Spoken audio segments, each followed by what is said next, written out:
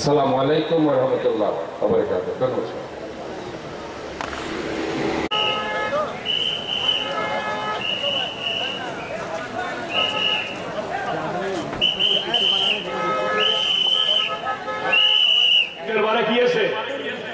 কত আছে তাহলে এখানে যা মানুষ আপনারা দেখতেছেন আরো 20 ডবল মানুষ বাইরে আছে, সবাই হচ্ছে হুজুরের রুহানি সন্তান। হ্যাঁ, হাজার কি হাজার হাজার লাখ লাখ মানুষ এখানে, তো কোটি কোটি ফেরস্ত আছে, আছে কিনা? এবং হুজুরের মুরিদান জিনও আছে, আতিকুল্লাহ রহমতুল্লাহ মুরিদান কি আছে?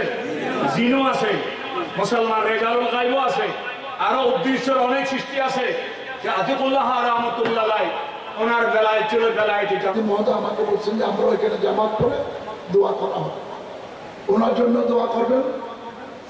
আপনারাও সবাই দূর দূরান্ত থেকে আসছেন, রাত্রে ফিরে যাবেন, আপনাদের জন্য দোয়া করা হবে। আমি একটু ব্যতিক্রম ধর্মী একটা প্রোগ্রাম এখানে আজকে রাখছি, সেটা হচ্ছে আমাদের এই দরবারে সবচেয়ে যিনি আজান দেন মোহাম্মদ বিল্লাল হোসেন জলম খানাকা, আমরা বিল্লাল হোসেনের হাতে তার মেয়ের পরীক্ষা চলতেছে, এখন সে আসতে পারে নাই।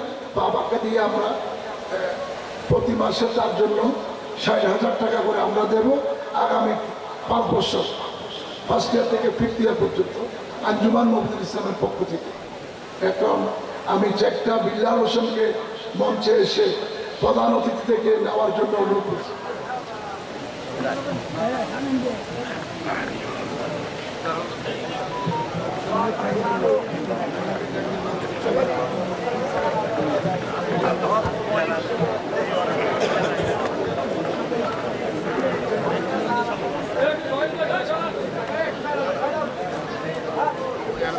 বিসমিল্লাহির রহমানির রহিম।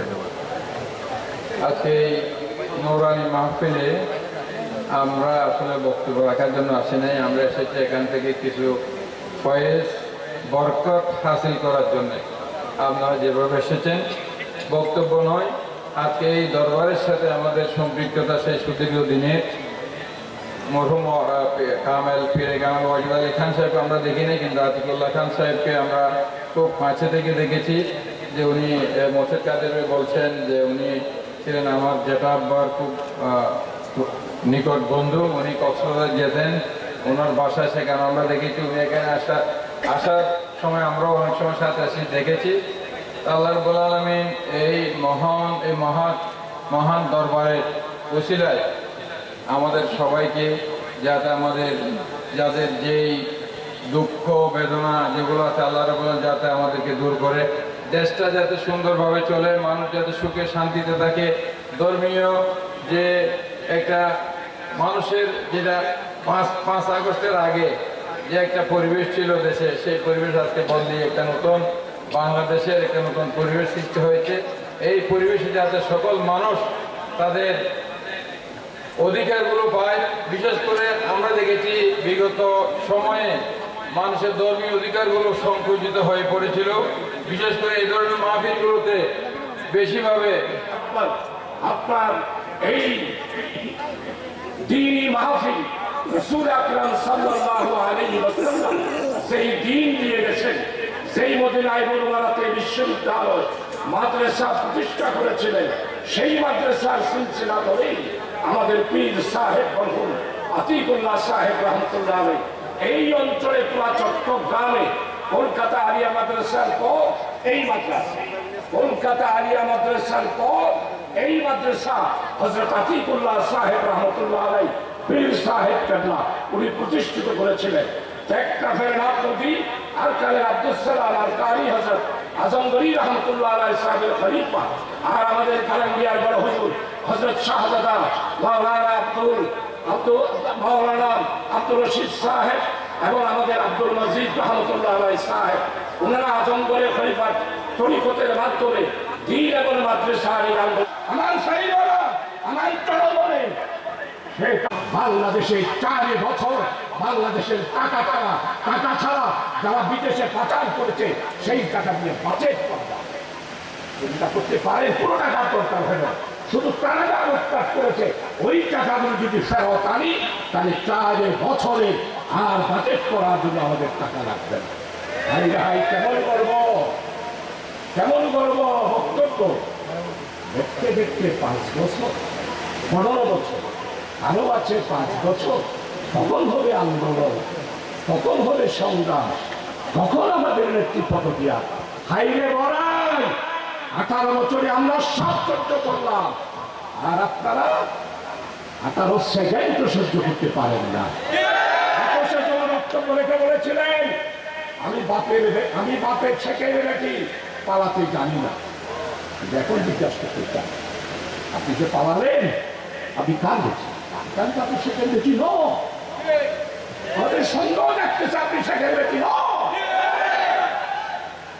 সব 16টা আজকে রাজনীতি করবো না, সিদ্ধান্ত আমাদের কাদের সাহেবেরা হয়তো প্রতিষ্ঠাতা মৌলানা ওয়াজেদ আলী খান রহমতুল্লাহ আলাইহির জ্যেষ্ঠ পুত্র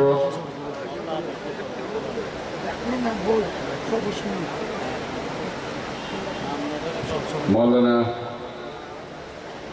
আতিকুল্লাহ খান রহমতুল্লাহ আলাইহির ইসালে সোয়াবের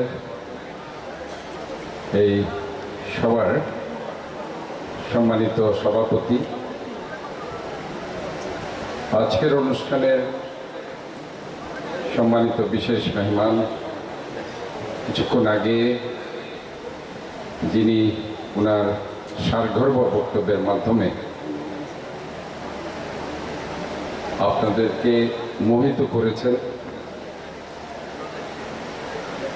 আমাদের সবার প্রিয়,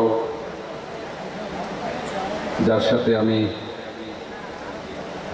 জেল জীবনে একসাথে একই রুমে দীর্ঘ সময় কাটিয়েছি, জামাতে ইসলামের সম্মানিত আপনাদের সবার প্রিয় জননেতা জনাব আবু সুফিয়ান ভাই সহ মঞ্চে উপবিষ্ট বিশিষ্ট রাজনৈতিক নেতৃবৃন্দ, বিভিন্ন দলের, এই চট্টগ্রামের ঐতিহ্যবাহী দুটি হসপিটাল যেখানে অনেক সময় রোগীরা সেবা পেত, বর্তমানে সেটি অকার্যকর হয়েছিল, সে দুটি হসপিটাল ভিজিট করেছিল। ব্যামন হসপিটাল, যেটা মাতৃসদন হসপিটাল হিসাবে সুপরিচিত ছিল, সেখানে আমি যে রোগটি এখন সবচেয়ে বেশি মহামারী আকারে ধারণ করেছে, ডেঙ্গু, যেটি এডিস মশার প্রাদুর্ভাবের কারণে ইসলামী সুফি হিসাবে, সাধক হিসাবে আমরা ওনাকেও চিহ্নিত করতে পারি, শহীদ রাষ্ট্রপতি জিয়াউর রহমান, যিনি দেশপ্রেম সততার সাথে দেশ পরিচালনা করেছিলেন। এবং ওই যে সৌদি আরবের মক্কাতে আপনারা জানেন আরাফাতের ময়দানে যিনি নিম গাছ রোপণ করেছিলেন, এখনো যে যারা পচে গিয়েছে সেটা জিয়া গাছ হিসেবে যেটা পরিচিত, সেই শহীদ প্রেসিডেন্ট জিয়াউর রহমানের স্মৃতিকে তারা ধ্বংস করে দিয়ে সেখানে একটা কমার্শিয়াল প্লেসে রূপান্তর করেছিল এই বিপ্লব উদ্যান। আমি স্পষ্টভাবে বলে দিয়েছি, যারা গত 18টি বছর লুটপাট করেছে, 16টি বছর লুটপাট করেছে, তাদের স্থান চট্টগ্রামে হতে পারে না, বাংলাদেশে হতে পারে না। এই বিপ্লব উদ্যানে আপনারা জানেন 21টা দোকান বরাদ্দ দিয়ে তারা প্রায় 6-7 কোটি টাকা সেখানে লুটপাট করেছে। কিছু কাজে আমি বলতে চাই, আমি ইনশাআল্লাহ যতদিন মেয়র হিসেবে এখানে থাকবো, আপনাদের নগর পিতা হিসেবে নয়, আমি নগরের একজন সেবক হিসাবে কাজ করতে চাই। এখানে আপনি জানেন যে ওয়ার্ড কাউন্সিলররা আছে, প্রতিটি ওয়ার্ডে 50 জন 60 জন পরিচ্ছন্ন কর্মীর নামে 15,000-16,000 টাকা করে প্রতিটা কর্মীর জন্য নিয়ে হয়তোবা তাকে 7,000 টাকা ধরিয়ে দিয়ে বাকিটা তাদের পকেটে রেখে লোপাট করেছে। এবং এই পরিচ্ছন্ন নেতা কর্মীদের, যাদের আওয়ামী লীগের, যুবলীগের 50-60 জন কর্মীকে আপনারা পেয়েছেন এখানে দেখেন? আমি অনেক জায়গায় গিয়েছি, আমি পাইনি। আমি বলতে চাই, যদি তারা নগর পরিচ্ছন্নর কাজ না করে তাদেরকে বাদ দিয়ে নতুন নতুন নগর পরিচ্ছন্ন কর্মী নেওয়া হবে, যারা প্রত্যেকটা ওয়ার্ডকে পরিষ্কার রাখবে, নালা নর্দমা পরিষ্কার রাখবে। বাট আমি আপনাদেরকে